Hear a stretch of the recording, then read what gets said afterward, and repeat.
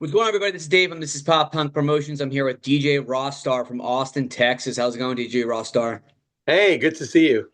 Likewise, let's dive right into it.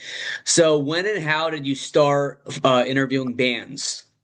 Oh man, so I grew up in the 90s and I used to love MTV. But whenever there'd be a band on MTV that I liked, they always had to ask them, kind of basic questions that I already knew the answers to. And I said, it'd be really cool if there was like a show where people can ask questions, whether it's by phone call or by sending in letters or what have you, but nothing like that ever existed. And so I kept waiting and waiting, and there was no show. So when I got to college, I had a radio station there, and they said, "Hey, we have this radio station, but not that many shows. If you want to do it, just jump on." So I immediately said, "This is what I want to do with my life," and I came up with the DJ Rossstar name. I didn't start going live till September of 2002. However, a couple of months leading up to it, I was able to collect a bunch of interviews. I was always a fan of New Found Glory since 1999. So they kind of gave me my first big interview because they knew me as a fan. So once I had that interview recorded, I was able to contact other artists and their publicists and say, "Hey, I want to do an interview. I have this show." And they'd say, "Okay, sure, cool. You've interviewed New Found Glory. You must be legit." And so collected like 20, 30 interviews. And by the time 2002 September came around, I was ready to go live and just started doing it every week live from college at American University in Washington, D.C. And here I am 24 years doing interviews. That's quite the band to start it out with.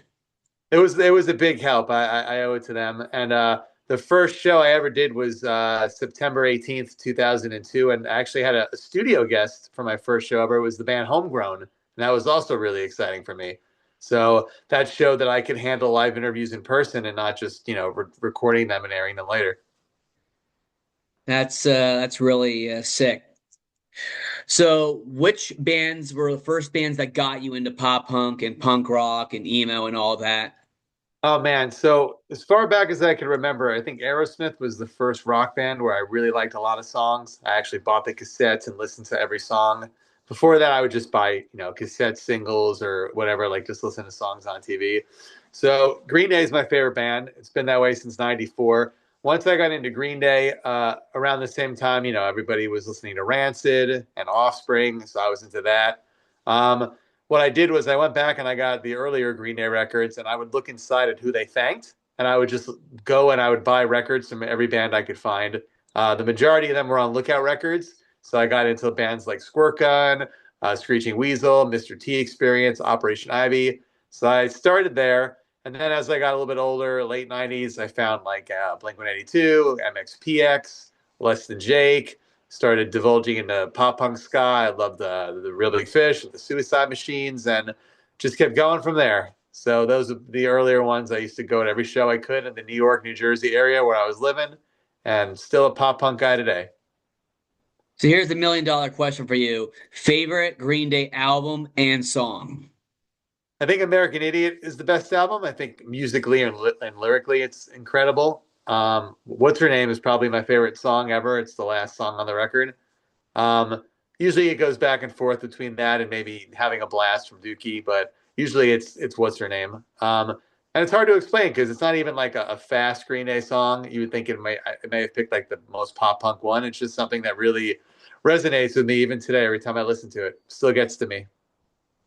That's really interesting because I feel like most Green Day fans would say Dookie or Warning, and they say like their favorite songs are Basket Case and songs like that. So that's really fascinating. Yeah, well, Dookie is the album that got me into them. So I mean, of course, I have some sort of emotional connection to it, but then came Insomniac and Nimrod and so on, and well, American Idiot just blew my mind. Once you listen to that record and then go back to Dookie, Dookie just seems really simple, and it is simple. It's supposed to be a simple pop punk record. Um, it's funny. I've done a few Green Day podcasts where I've discussed this. For Warning, a lot of people the last 5 to 10 years they like to say Warning's their favorite album. I think it's trendy to say that because for like 10, 15 years that it was out, that was no one's favorite album. That's why it didn't sell very well. And now all of a sudden it's everyone's favorite album. Sounds a little suspicious to me. So I just say that, in all honesty, that's not one of my favorites. It's probably in the bottom. I love the honesty. Straight up to the point. I love it. The way they recorded it isn't great. And actually, Billy Joe said a few years ago that he agrees that it wasn't recorded sound wise that well, and he would love to go back and redo it. I think the sound had a lot to do with it for me. I got to see them on the Warning Tour a couple of shows, and a lot of the songs live were much better. And they played them a little bit faster too. Castaway, Church on Sunday, they were faster live, and I think probably should have been faster on the record. I feel like that's normally how it is. Like normally, like songs are a lot better live. They play them a lot faster. That's Yeah, well, awesome. for that case, for that album for sure. I also saw them do on that tour, Blood, Sex, and Booze. I've seen them play, and I've seen them do "Warning" the song. I saw them play "Jackass" once, which is a little bit rare to see. And then, of course, seeing them so many times, I've seen Minority and Waiting a bunch, and Macy's Day Parade a couple times. So I've seen almost all of the album live, but I wouldn't go out of my way, to request those songs if they said, "Hey, what do you want to hear?" Personally. That's really sick. Yeah, So but that's just my opinion. A lot of people, sorry, will also say that "Coming Home" is their favorite New Found Glory album, and that's like similar to "Warning," where no one liked that album, and everyone says that's like in their top three. yeah, I think Newfound Glory's earlier stuff definitely deserves more love. And I'll be honest with you, like I like originally like I was all about like, Sticks and Stones and the albums like after that. And then I went back and I listened to the earlier stuff. I'm like, you know what? The earlier stuff is just as good as Sticks and Stones and Catalyst, and the rest is history. Yeah, I love "Resurrection." That's one of my top favorites. No one usually agrees with me. I think those songs are great.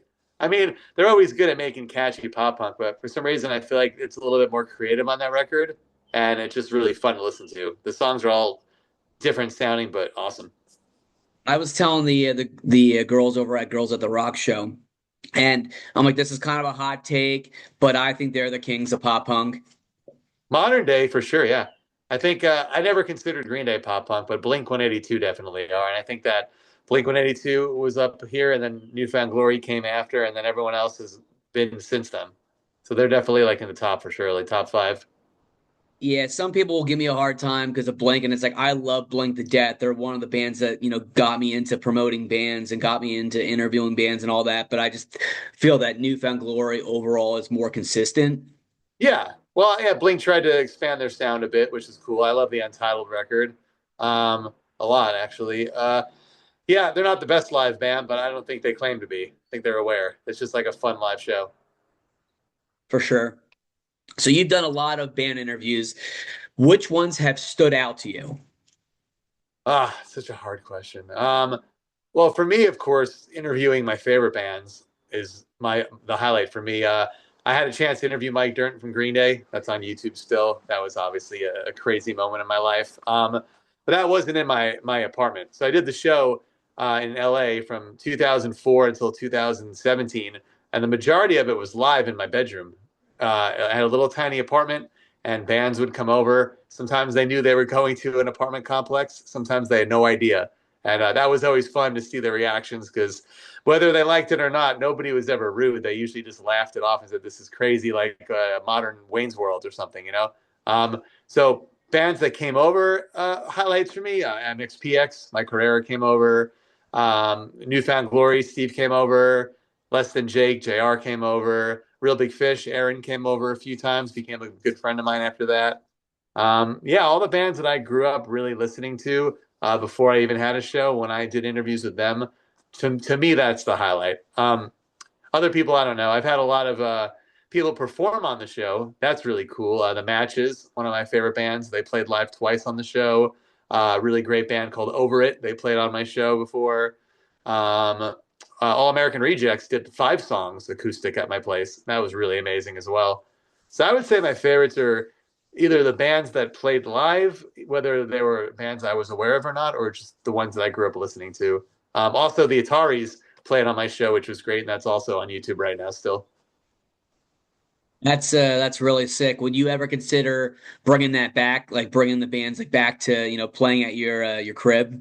I think it would be kind of hard to do it nowadays. That's why I haven't tried it. I think because of all this technology between podcasting and going live on IG, that maybe the need wouldn't be, or the desire wouldn't be as strong. When I was doing this was before podcasting. I was pretty much the only person on the whole internet, believe it or not, that had live rock interviews. There's no one doing it at the time. So it was like a thing. Like bands would be like, "Oh, I've heard of your show," because it was the only one. So they'd be like, "Yeah, we'll sit in traffic for 2 hours on our day off in LA and drive to your little apartment." So I don't know. I just did a few interviews this weekend actually at South by Southwest, and I think it was the first in-person interviews I've done since like 2019.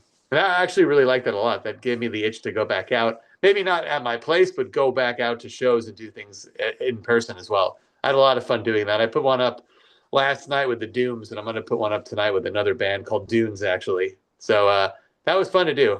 Maybe that's something I'll consider doing in the future, as well as doing the live interviews that I'm doing on Instagram Live. Well, if you bring all that back, you've got my support. I think it's really sick. Thanks. It's tough. I love doing the live show. I've always done it live because I like that people can send questions. They can, back in the day, they were able to AIM us. They were able to call in. We had webcam features so we could see them watching at home. So I love that because I wanted a show growing up where I could talk to my favorite bands and I made my own. And so I wanted people to be involved. I don't care if you're like a 18-year-old in Indiana or a 50-year-old in New York. If you have a question for this band that you like, I want to make sure you get the question asked, you know? And that's what I've been doing this whole time. That's really sick. Definitely mad respect. Thank you. Plus, I like that I don't have to like edit or or pre-write questions. Everything I say comes out of my brain without thinking ahead of time. I know it sounds funny to say, so I like that everything's live. And if something goes wrong, that's fine. It's live. That's the fun of it. That's what makes it more real and more personal. That's how I see it. Yeah, nothing against podcasts. It seems that's the king. There's like 50 emo punk podcasts, so good for them. I just don't want to. I never wanted to do that. I like just my answer is I just like doing it live, and maybe that has hurt me in a way because maybe the show would have been bigger at this point if I did a podcast, but I just didn't like that vibe, so I didn't do it. Well, you're killing to keep up the sick work. Thank you. Trying my best. So, if you could interview one legendary band that you haven't already interviewed, who would it be? Uh, well, I didn't get to interview Billy Joe from Green Day, so that would be number one. I have met him before many times, which is amazing, and I have photos with him and even played guitar on stage at a Green Day show, but haven't done the interview. So that would be number one. I've never interviewed anybody in Blink, so I'd probably want to do that. I told this story on my show the other day. I had the chance in my early days to interview Boxcar Racer when I went to their show, but it wasn't Tom or Travis. It was the other two guys. So I always think that's kind of funny. So yeah, Blink 182, I'd love to interview them. Um, that might be the top two.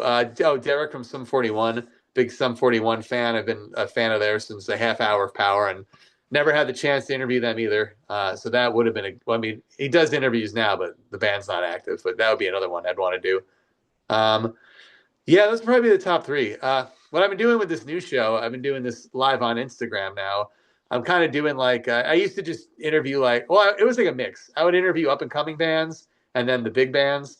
So I'd have like a new band on that no one's heard of, and then I'd have like AFI on, and then I'd have another band no one's heard of, and then I'd have like trying to think of like who's big now, like We the Kings on or something. So now I'm kind of doing mostly bands that maybe aren't huge yet, but are on their way up because there's just so many podcasts, like I said, and they're all competing for the same big bands. Everybody wants to talk to the Rejects and talk to All Time Low. So I'm trying to help out like the smaller guy at this point because I've already interviewed a lot of the bigger ones, and I'll mix it up. I've had Armor for Sleep on a couple months ago and Hit the Lights. Had Less Than Jake on again, Sugar Cult. So I try to still do a mix, but mostly feature now the ones that I think are doing big things and are going to be working their way up soon in the scene.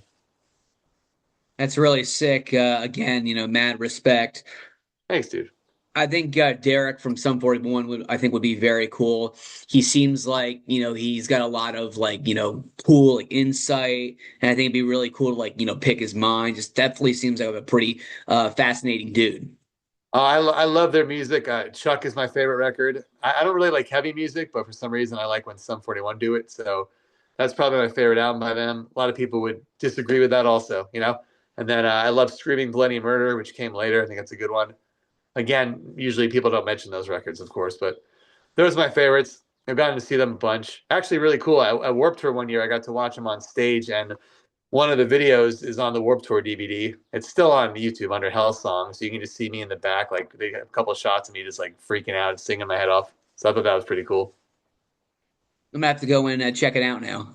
Yeah, I'll send you the link. Warp Tour, I did interviews every year from like 2002 until the last Warp Tour. So that was a lot of fun getting to be backstage, watch artists on stage, collect a bunch of interviews all day long. That was like, I got to meet a lot of people that used to watch the live show, and that was really exciting. Also, when I'd go to a festival like that or Bamboozle, we used to go to, people would be out there telling me they used to watch the show weekly, and that meant a lot to me. Which Warp Tour was your favorite? What year and like what location? Again, it always comes back to Green Day, man. A 2000 Warp Tour, Green Day were on it. Got to go to three of those. Also, a lot of other good bands were on that year. They had Living End. They were on 2000. Boss Tones. They played on the Warp Tour 2000.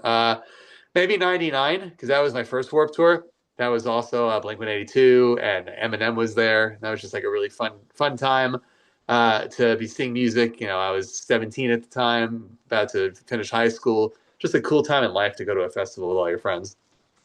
Um, yeah, the years progressed. I don't know. I hate to say it, as you get older, you know less and less bands on the bill. So as the years went by, I'm like, oh, Yellowcard's playing, cool. Oh, New Found Glory's playing, that's great. Oh, I don't know who any of these bands are, but I'll check them out if I have time. And now Warped Tour's back, but I don't know, it's not really my thing. It's a little bit different. With more money, it's more focused on like specific bands that are popular at the moment, and then up and coming bands. But I don't know. I don't think you'll see me at Warped Tour this summer, but I'm glad that they brought it back. I think that's pretty cool. I'm really glad that you said Bamboozle because I think Bamboozle deserves way more love. Oh yeah, I went to a few on the West Coast, and then I went to one of those in New Jersey one summer, or that was in April, I think. But yeah, those were really cool. Yeah, no, it was really cool. Like originally from New Jersey, North Jersey, and now I'm in Hershey, PA. So it's really cool to be able to say that I'm from the state where, Bamboozle was at. And it was only 40 minutes for me. So it was a really easy, like, going in and going out. And like the year that I went, it was like, who was it? Like Brand New, Kill Switch, As I Lay Dying, Catch 22, Plain White Tees, Reliant K. Like the lineup was like ridiculous. Yeah, I don't remember what year I went. It wasn't that lineup, but it was just a really fun time. And like I said, we had a few on the West Coast. Bamboozle left, so I went to however many of those they had. I think there were like three of those. Um, but yeah, I still try even now, to go to shows as much as I can, discover new music. Just spent the whole week going over here to South by Southwest, which is the biggest, festival here in Austin. It's a whole week long. So I was all over the place checking out new bands, old bands. I saw the Rejects play on Thursday. I saw Alanis Morissette on Saturday because it was free, and when else would I ever see that? So it was cool. Then the other night I went to see some original bands. I saw Passion Pit. They played this show. So yeah, Austin's a good city for music. Kind of reminds me of LA when I first moved there in the early 2000s. The later years before I moved, a lot of the venues closed and a lot of the music scene kind of died. I think because it's too expensive for people to just travel there now for fun. So a lot of bands just weren't making their way out there anymore. So I got out of there, moved to Nashville for a few years. Wasn't as cool as I thought. Wasn't really the music city I pictured. So I came here, and now I'm really happy. That's the thing I talk about on my show a lot when people say, "Oh, how come you didn't love the Nashville music scene?" It's mostly cover bands. If you go to Broadway, which has like 50 bars, they have music 11 a.m. to 3 a.m. every day, all cover songs. There's no live original tunes at all. If you want to see original music, there are some venues, but they're usually singer songwriters, and that's not usually my thing. So here in Austin, we have rock clubs, we have jazz clubs, blues clubs, hip hop clubs. We've got it all. So do you have a favorite local band, a favorite venue? Oh, that's tough. I haven't been here that long to have a favorite band. Venues, I can't say I've been to every venue yet, so that's a tough one. There's a place called Antone's here, which is more of like a blues club, and that place is really great. When I was in Nashville, I liked the Brooklyn Bowl. I think that had the best sound system out there. And then in Los Angeles, I used to love going to the Troubadour. Thought it was a great size, great sound system. I liked that there were two levels. You can watch up above and sit if you wanted to, or just be down in the pit. And I used to go a lot to Orange County to Chain Reaction, rest in peace. And I saw a lot of small shows there. I saw New Found Glory record their live album there, Kill It Live. Saw Pinhead Gunpowder, Billy Joe's side project played there. Bayside, Census Fail, Gym Class Heroes. A lot of small bands who played Chain Reaction. It was great. And big bands too. I'm so pissed that I didn't get to go to Chain Reaction. Oh yeah, I saw Sugar Cult do their only reunion show. It was at Chain Reaction also. Oh man, I'm so butthurt right now. Yeah, they did Start Static in full, and they used Open Up Acoustic. It was a great show. Oh man, I'm But so pissed. you're in New Jersey though. That's like home of everybody. I feel like every band I talk to now is from New Jersey / Pennsylvania. So you're in a good spot for at least like the local scene and up and coming artists. Yeah, that's true. I mean, I tell people all the time, it's like, the towns next over from me. I had Houston Calls, I had Hidden Plainview, and then I had My Chem, I had Censusville 40 minutes away, and then I had, Starting Line Philly, which is, not too far away, and then Yeah. Man Overboard down south in South Jersey, and the early November in South Jersey. So yeah, I mean, I can't really complain because I was pretty spoiled. You got a lot, man. And I grew up on Long Island. I know I'm older than you, and I used to go to shows in New Jersey. If there was a band I really liked and they were playing two shows, New York and New Jersey, or just in New Jersey, I would get in my car, 16, 17, and just drive over the bridge. I used to go to, what was it called? Birch Hill nightclub used to be out there. I saw Goldfinger there, Mess, Show Off, all the bands that I liked. I would just make the little trek over the bridge to New Jersey. It was a great place for live music. Still is. Oh, that's so dope. Yeah, no, I still got to get out to Long Island soon for a show just because I've got a lot of love for that scene. It's one of my top five favorite scenes. Yeah, they have a lot of venues there. Growing up, there was a place in Rockville Center, and that's where like My Chem and Thursday used to play a lot. I forgot the name, but I think it's called like Backstreet Blues or something like that. And I remember I went to they had a show once in 2002. It was at an arcade on Long Island. They had like a ballroom attached to the arcade, and it was Simple Plan played, and then Brand New was second, and then Starting Line headlined. It was a pretty crazy show. That is an absolutely insane lineup. And apparently, I don't remember this. I went to see Alistair at a Ground Zero, which was another old venue, and Brand New opened that show as well, but I didn't even know who they were back then. So I was in the scene without even knowing it, apparently. Yeah, that's definitely wild and But definitely grateful I getting grew up there, though. goosebumps thinking about it. No, I definitely saw a lot of cool shows there. And like I said, between that and going to New York City for concerts and just being a big fan of music, it's what led me to this point. And I don't know. I just was really persistent. I have no family in the music industry at all. In fact, they were like shocked when I told them I wanted to do anything like this. Um, before I got to college, when I'd go to things like sleepaway camp, I would do the radio show there if they had a little radio station. So I knew I always wanted to do it. So like I said, once I got to college, I started doing it, and then I mean, you didn't ask me, but I'll go through it quickly. So when I graduated, I moved to LA and I switched to Adobe Radio, which is still around, and I would do the show there on Adobe.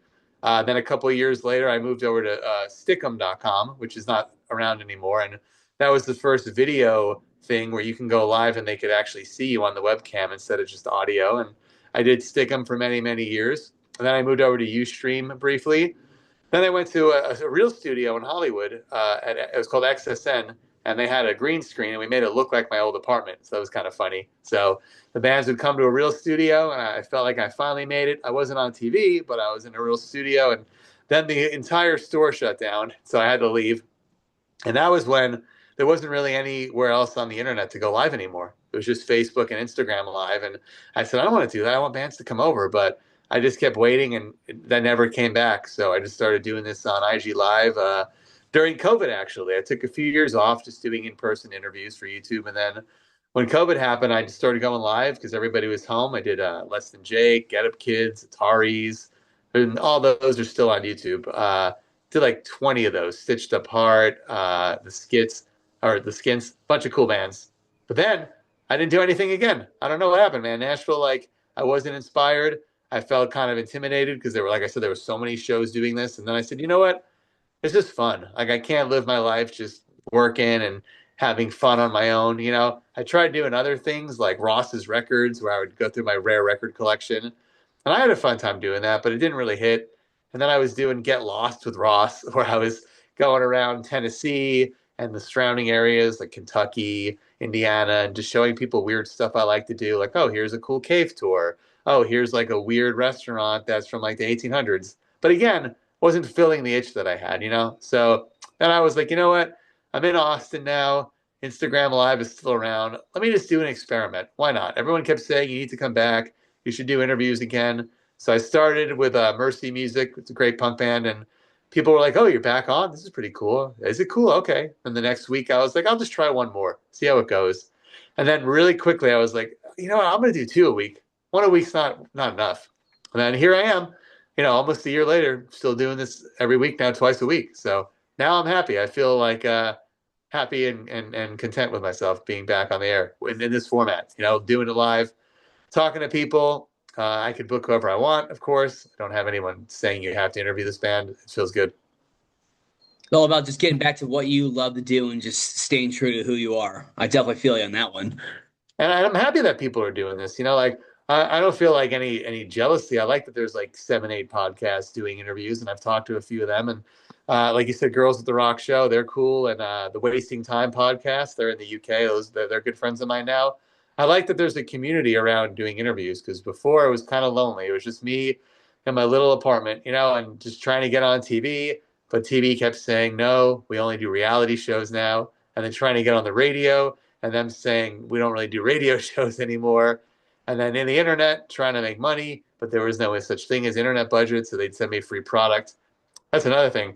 I did the show for many, many years, but there was no internet advertising. So I'd get free candy, free alcohol, free iced tea, free alcoholic cider, free anything, but it was never financial.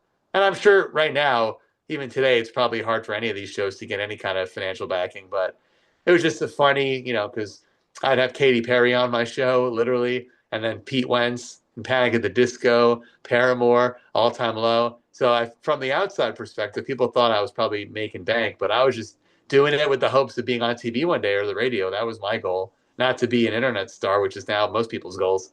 Kind of funny how it changed. And I mean, at least you got the free booze and the free candy. I mean, sign me up for that.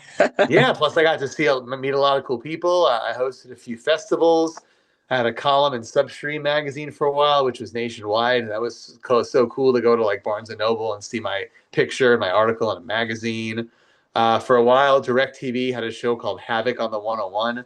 I was hosting that a couple days a week, and they were coming over and filming my shows, my interviews, and airing them on Havoc. And then I worked at BuzzNet, which was like a great social media site for music, and they would have me do interviews there and send me on red carpet events. So I was always doing something in the music world heavily during those years. It was a That's cool awesome. time. It was a cool time because the technology was like growing with us. And I went from being, on a college station that had streaming capability through Winamp, through iTunes, to now doing this with you on a giant social media platform. I don't know what's next. Like I can't even imagine what they're going to come up with next. Yeah, you've been around for the entire thing. That's pretty wild. Yeah, it's cool. Sometimes I interview younger artists and they have no clue who I am, and that's cool. And then I did an interview yesterday with youth fountain, and yeah, he said, "Hey, I'm 30. When I was 14, I used to watch your videos all the time." I thought that was so cool. Yeah, Because I'm sure some that made people you know, feel really yeah, good. some people remember and some people don't, and that's cool too. If they don't know, I just send them some videos and I say, "Let's do an interview. Let's meet now." Who cares? Let's become homies and make new, friendships and relationships, and then go from there and build from there. Yeah, and I like what you're doing too. I watched your interviews and I think it's great. Really appreciate it. So now I'm going to ask you some non-music questions. It's a good way for me to get to know you as a person. I did this with the Sure. other bands and labels and everybody else. You ready to rock and roll? Hey, that's what I do on my show too. Just a conversation. Let's do it. All right, first one. If you were stranded on a desert island, what three items would you want to have with you?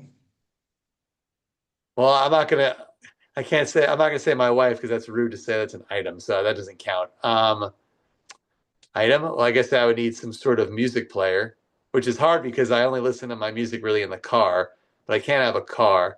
I guess I would have my CD player and hopefully the CD booklet. I guess that would be the second item with like hundreds of CDs, which I still have in my closet. And then the third item would be, can I have a computer with internet access or no? Sure. Well, I gotta have that because then I could do whatever I want forever. I can read books on there. I can watch movies. I can listen to music. I can do the show. And then I'd have to go on the island, I guess, and hunt for my own food because I don't have any food with me. You could always, eat the CDs. That's true. The ones I don't like anymore. That's awesome. So you could be fluent in another language instantly. Which one and why? Well, I went to Italy a few years ago and I was sort of able to understand people. I tried Duolingo for a while and I was able to read the menus and such. I went to France last year, and even though I practiced for months, I couldn't understand anything. So probably French. And even when I tried to say bonjour or whatever to the people at the store, everybody speaks English there, and they could immediately tell from my voice I wasn't French, and they would start speaking English to me. So it kind of bummed me out because I wanted to try to speak more French, but I know that it wasn't a good idea because I couldn't read any of the menus or the signs, and I think it was a little bit harder to pick up on French than Italian. So I guess French. That's how it was with me when I went there. I tried to speak French and they would just like, look at me and they would smile and like maybe like laugh a little bit. But it's like, I think they respected that I was trying to like blend in. So they're like, okay, like this guy's trying. We'll just like meet him halfway and speak English to him. Everybody was really nice there, though. I mean, I was worried because you hear stories that are fake, I guess, about everyone being rude, but people were very, very nice there. I had a good time. Yeah, Paris, I was the most nervous about just because I had heard, like you said, a lot of bad things about the people, but they were all like, really cool. I mean, I think it Yeah. helped that I was on tour and I was with like, music, Parisians and music, like, French people. I think that definitely made things better. But, regardless, like it was, everywhere I went, Paris, Lille, everybody was super nice and friendly and helpful. Oh yeah, I didn't get to go to any shows. We did go to this. There's like a bar, and then underground there was like a cave kind of setting, and they had like a cool jazz band playing inside this cave, and that was amazing. Oh, that's sick. It Yeah, it sounds was like the great. place that, one of our shows was at. I forget the name of the place. I think it was like Le Club or something like that. Sounds like that would be an easy name. The club, the club. Yeah, no, And it was like really sick. It was like we walked, we got there like at like what was it, 4 o'clock, doors were 6, and then we just chilled for a little bit, and then we loaded in, and then we just went down like this like really narrow like hallway, and there was like a guy at the gate and I was a little like, weirded out. And then we walk into this room and there like all the walls were just like, stone. And I felt like I was in like a 1400s like, prison and then there was like bars like on the wall and wow. yeah, but like the cool thing was like we ended up getting like free, beer and we got like beer tokens and I think did we get free food? I don't think we got free food, but at least we got free beer and got tokens for that. So that was really cool. The bad news is that that was actually like our worst show on tour because the one band that was supposed to play with us, they their car broke down, so they had to Oh turn no. around and go back to England.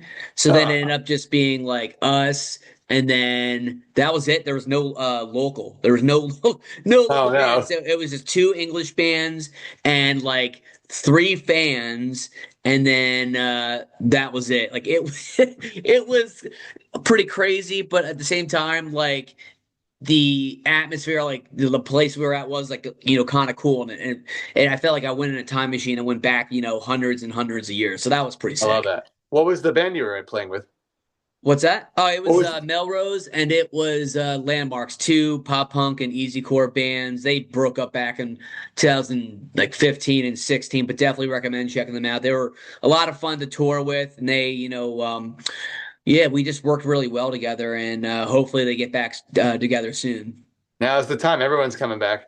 Yeah, I mean the big bands, started getting back together, and now I feel like I'm starting to see like the smaller bands do the same thing. So hopefully they follow suit. Yeah, there's two bands I love that haven't gotten back yet, and one, like I mentioned before, is a band called Over It. Waiting for them to play some shows, and then Never Heard of It, another good pop punk band that have yet to get back together. So check Over those it out would if be you haven't heard of absolutely them. incredible. They're so underrated.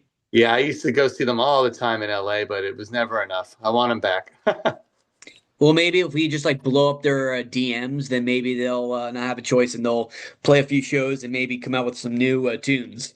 People keep having Peter, the singer, on their podcast, and so who knows? Anything's possible, I guess. We'll see what happens. So, what's your favorite season? Oh my goodness. So I lived in LA for so long, like 20 years, I forgot what a season was like. And then I moved to Nashville and I developed seasonal depression because I didn't know that it snows there like heavily. And every year I was there, it would get down to -2, not exaggerating. It would be -2 degrees Fahrenheit for like days. And then it would snow. and they wouldn't plow in our neighborhood, and we'd be stuck in the house for a week to 2 weeks. So now I despise winter because now I know what winter is like. I like it here right now in Texas. I guess it's pretty much spring already. It's like 85 degrees every day, or there's like a little breeze. I know when it becomes summer, it gets up to 100, which is like a little bit too much. But I like being here so far. Our winter was about a day. It snowed for like an hour, and that was it. And then it was back to like 60 degrees. So I like the weather out here. But spring and fall are probably the best times for Texas. Yeah, fall I like because of like beanies and flannels and zip up hoodies and like football and all that.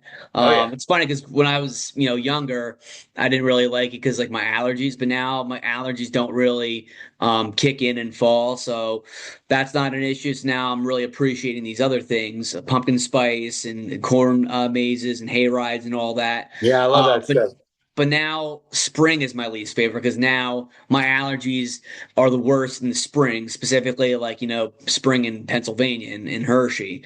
Yeah. So now, yeah, spring is definitely, and plus like, the Pennsylvania springs are so like bipolar, like they're so drunk weather-wise. It's like, one day it'll be like 70 and I'm wearing like gym shorts and like, a band shirt or whatever. And I'll be out skateboarding or whatever. And then the next day it'll be 30 and I'll be bundled up and I'll just be like freezing. I love that you're skateboarding. That's something I always wanted to learn, and I could never figure it out. I tried many times, but I couldn't get the hang of it. I suck. I'll be straight up with you. Like I'm terrible, but like I tell people it's all about for me like making new, homies and like just, staying young. And so I tell people it's never too late. So my recommendation is for you to try it out. I got a bodysuit first to protect myself, and I'll go try it. It just wasn't a thing growing up on Long Island. People would play hacky sack. That was like the weird thing that like music people would do. But besides that, we didn't really do any sports. I was solely a music fan. I didn't play any sports. I did in gym class. I walked the track. I was lame. Now I try to at least I go to now I work out at least. I go to the gym. That's something new I didn't do until my later years in life. So I'm trying to get more hobbies as an older person and enjoy more things besides just music because it's only so many concerts you can go to and more than half the bands I love don't even exist anymore. So you got to do something else with your free time.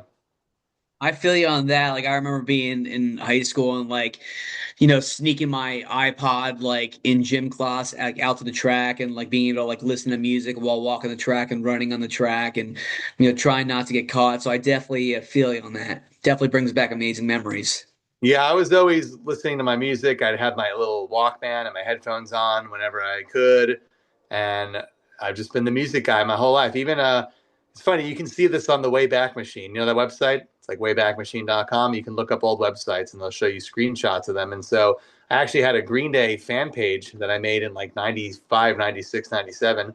And you can go back and still look at the photos of it. It was like on GeoCities, which is one of the first websites where you can build your own website, and I would update that regularly with like photos and bootleg, CDs that I had and VHS bootlegs and Green Day news. And it's just funny that like I was like 13, 14 building a web page. Like I had no idea what I was doing, but I had the computer and I had the internet back then. So it was cool to it's cool to see that I was being creative back then, and then I just kept doing that with the music world, trying to find new ways to entertain people and myself.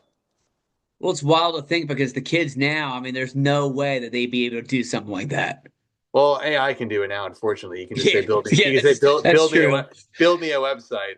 It's kind of Yeah. sad, but yeah, Yeah, they that's why wouldn't I'm be able to glad. like Yeah, go on MySpace and like deck out their page and like put a song on there and like put a yeah. top eight and all that. I was big on MySpace with the editing, with the background colors and the music, and I had like a top 32 at some point. I think at the end you were able to do like 64 top or something.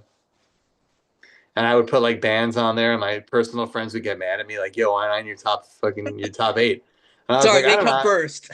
I was like, "I don't know. I need like put bands that I've interviewed or ones that I'm about to interview to give some promotion." But yeah, definitely miss those MySpace days. Also, I don't really. I doom scroll TikTok, but my videos don't tend to do well on there because they're too long. I guess TikToks for like 60-second thoughts. So I had it for a while when I was putting my old interviews on there, but I don't think they were even pushing it out to people. So now I just post like fun things I do in Austin or 60 seconds of a live show or something, and those seem to do pretty well on there. But the live interviews I just keep on Instagram and then YouTube also. I have them up on there. Yeah, TikTok is really weird. Like it's funny. I maybe post like, one video on there like every like 2 or 3 weeks or whatever, and I'll still get like, 30, 40 likes, which is funny. And I've only been on there since like July or whatever, and I have over like 1,000 followers, which, for me, I'm, really proud of myself. I know likes don't mean anything, and I tell people they don't mean anything, but like still it's kind of cool considering I don't really like care about it. Well, no, it's cool if you it makes you feel good that people like your stuff. That's a good Yeah. way to think about it. You worked hard on your video and people enjoy it, or maybe they don't, but they're still liking it because they just want to. Well, I guess they would leave a comment if they were a hater. They may not like the video. Yeah, that's true. That's normally how it works. I have some haters on some of my videos. Nothing with music, just like I don't know. I have a video. It has like 400,000 views where I went on Yeah. a roller coaster out here and I pronounced the name of the town wrong because it's like a Yeah. German town in Texas. And all the comments are just, telling me how I suck because I pronounced it wrong. And clearly I'm not a real Texan, which I never said I was because I don't know how to say the name properly. But the thing is that the more comments you get, the more views you get. And so that actually helped me because now I have my biggest video yet because people are just like, yeah, you suck. It's not the name of the town. Learn how to say these towns, bro, before you make a video. Apparently, It's like, hey, you're helping me get more followers and likes, so thank you very much. yeah, and they kept making fun of my boots too. Which I mean, I like my boots. They're like, oh, these from Amazon. These look like the boots you get like at Payless and like the $5 sale. All right, keep commenting. Give me more They're views. That's jealous of your cool. swag, so Maybe. But yeah, so that's why I'm keeping the show on Instagram Live. People always tell me, hey, if you go TikTok Live, you can make money and whatever, you'll get more viewers. But I've noticed that like 99% of the bands don't really even have a TikTok. So I don't think anyone would even watch it because their following wouldn't even know they were live compared to Instagram, where they can at least show you that they're live. I don't know it doesn't pop up as much as it used to, but sometimes it alerts your fans that you're live. But if not, they can watch the replay. I do it live and then they can watch the replay, which is cool because at least it was live at one point. So it makes me happy. And whoever watched it live got to ask their questions and they can watch it back later and show their friends that they had their question answered. right And that's it, on. man. There's no game plan. I'm just gonna keep doing it. Like, there's no stress. I guess before I used to like I was really focused before I wanted to be like Carson Daly. I wanted to be on MTV. I wanted my own show. I had a lot of close calls. I'll tell you, I had a meeting with VH1 about a reality show, didn't pan out. I had a meeting with Westwood One, which owned a lot of radio stations in LA, like K Rock. Almost had a show on the radio, didn't pan out. And that was just so, it messes with your mind because you do a show and people like it, and all your friends and bands keep saying, keep going, keep going, keep going. It's going to happen. And then when it doesn't happen, you can get really upset about it. And I would go back and forth feeling good and getting sad. But now I have like a whole other life outside of this. So it doesn't matter if it becomes anything or not. I'm just doing it because I want to. And that's making it fun now for me. There's no goal, there's no pressure. I'm just doing it because I like it. And if I don't like it anymore, I'll just stop doing it. And that's it. Well, it's funny that you said that because I've been feeling like the same way. It's just like, at first, super happy, stoked, like pumped up and all that. And then, I would get like frustrated. I'd get annoyed because of like people that I consider, homies or whatever, whether it's high school or college, like not supporting me in my passion. And Well, that's then not. it's like I get excited again because of, my music homies like supporting me. And then it's back to, well, this person I've known for 20 years from high school, whatever, they should be supporting me and they're not. And now it's like back to like, you know what? Like you said, screw this. I'm going to do this for myself. I'm going to focus on the people that support me and then, just go from there. Yeah, like I said, I was intimidated. I didn't know if anyone would care. And then, my wife kept telling me, like, hey, you got to go do this again. You can't just keep posting 10-year, 15-year throwbacks on your page. Yeah, at one point, she was like, why don't you just make your Instagram name just Ross? And that freaked me out. I was like, I can't not be DJ Rossstar anymore. She's like, well, you're not really DJ Rossstar because you're not doing anything as that name. I said, oh, you're right. I got to get back into it. And then I went to see the Rejects play a house party in Nashville when they were doing the house party tour. And I ran into Tyson, and I hadn't seen him in 11 years or 14 years because they haven't been active in 14 years. And he said, hey, you still doing your show? And I said, no. And I told him why. And he said, hey, man, doesn't matter if there's like 500 emo podcasts. Like, you're really great at this. This is your gift. Like, you need to go back and do it. And so I was like, you know what? It's true. Tyson thinks I should do it. I'm just going to have to go do it. And so then I started up doing it again. And That, haven't been able to get him on yet, but I'm working on it. that's the thing with IG is like I instead of going through managers like I used to and publicists and having to set up a time, I don't know. I don't like doing that anymore. So I just message the groups directly, and if they respond, we set it up. And sometimes it goes into their spam, and they never see it, and I just move on because I don't really want to have to go through the back channels at this point. I have like 50 bands I've emailed or DM'd, and they just never saw the message, and maybe they will one day, and if not, it's okay. I don't want to have to go through other people and say at this time have them come onto this website because I want it to be organic. I want to be able to talk to bands a little bit beforehand, like I've been doing, back and forth, send them some old clips of mine, and then we go live, and it's like we already know each other a bit. That's absolutely amazing.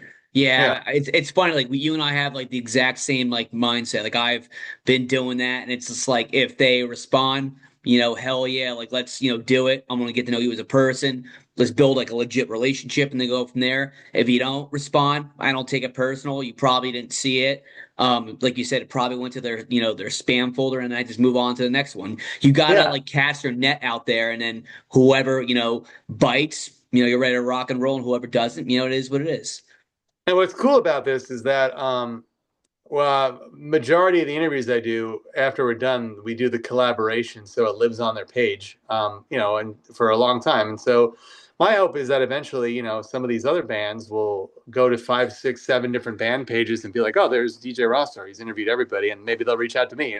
I want to get out there where I'm on everyone's Instagram wall, so that way people keep seeing me and they can't escape. And they say, "Oh, I got to get on the show. He's interviewed like 10 of my favorite bands. I got to figure out how to get on this." So hopefully it'll turn into that. And I've been getting a lot of messages right now, from smaller bands that will see a broadcast. Like I just interviewed Leisure Hour today, and I had like 5 or 6 bands add me from that. So then I go through and I add all of them. And I mean, you know the process. I'll add a band, and if they don't add me back, they usually don't see the message. But if they do add me back, then I'm able to contact them, and usually we can work something out. And like I said, I try to do the OGs and the new artists. So I did talk to Houston Calls last week, as you saw, and on Monday coming up on the 23rd, I'm going to talk to Tim from Alistair, which is one of my favorite bands. So it's another old school name, and he's in the band Hot Alice, and they have a song on the Green Day tribute album coming out. So I thought that would be cool to catch up with him. And so I messaged him about it because I haven't talked to him in like 20 years, and he was like, "Okay, this sounds cool." And then we started talking about Green Day, and we've been just going back and forth for like day and a half now, just talking in the DMs. And by the time we get to Monday, it'll be a natural conversation. That's what I like. That's awesome. And then sometimes bands will say, "Okay, see you then," and that's fine too. I get to know them when they show up. They're just really quick with the answers, like, "Yes, I'll do it." The end. All right, and then we go on, and 9 out of 10 times it's a great interview. Sometimes people are just quiet or have nothing really to add, and that's okay too. I always say, if you're a musician, it's not your job to be a good speaker or like be really, really talkative. Your job is to play music. So I don't take offense if somebody just gives me the answer straight. That's where we come into play. Exactly. And the Leisure Hour interview I just did today was great because she talked as much as I did. It was a great flow. That's awesome. So if you had $1 million and you could donate to any charity, which one? Oh, man. I don't know any charities offhand, but I love animals. I have a dog, and I had a cat for a long time. So I would just donate to something with animals, that's for sure. They need our help. And there's Never tons of go them. wrong with animals. Oh yeah, of course. My dog's my best friend, and we try to take him on vacations all the time. And so I would like to help other dogs that need it, of course, that don't have nice homes and don't have the luxury of having a bed to lay on at night and food to eat and all that. It's funny because I was talking to the girls at the rock show, and I was telling them that like I don't like dogs because I've had bad experiences with them. I've gotten bitten twice, one on the forearm and then the other one on the elbow, and I was just doing my own thing and minding my own business, and like both dogs decided to bite me. So ever since then, Oh, I've just been like not gonna like kind of scared of dogs. Hey, I get it, man. I used to be scared of dogs too. I used to ride my bike when I was a kid. I would go like through, like instead of going around the block, there would be like an alley to go through, and there would just be giant dogs just screaming and trying to jump over the fence to get to me. And so I was afraid my whole life until I'd started meeting bigger dogs, and took a long time. My dog now is like an 80-pound giant dog. I'll send you a picture, but he's the most lovable dog I've ever met. But not every dog is like that, so I still watch out. I'm not, foolish. I don't just go up to people's dogs and start petting them unless they come up and they're nice to me first.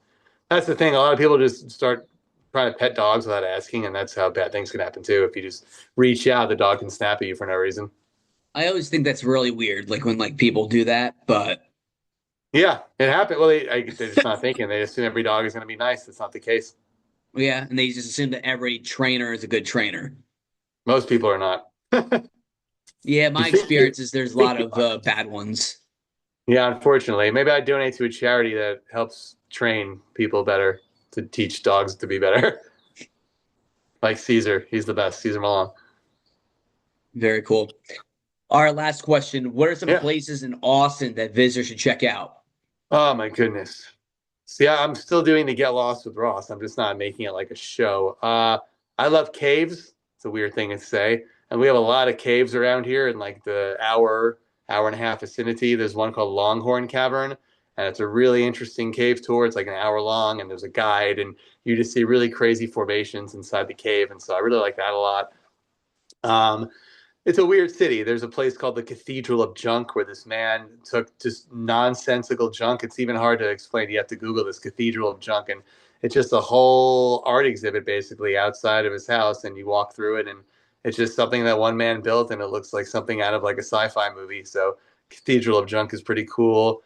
Um, yeah, and then it's corny, but it's pretty trendy. But there's a lake here called Ladybird Lake, and it goes around the whole downtown, and you can ride your bike on it, or walk on it, or run on it, and that's like the trendiest thing here. But I think it's cool because Nashville didn't have anything like that at all. It either did Los Angeles. You really feel like you're in some kind of like movie or something. It's this beautiful lake with people kayaking and boating, and then there's like birds flying and fish swimming, and then you see the whole skyline. And I always tell people to go over to Ladybird Lake and maybe rent one of those electric bikes and just ride around the whole thing. And you can get off and on whenever you want, and walk around the city.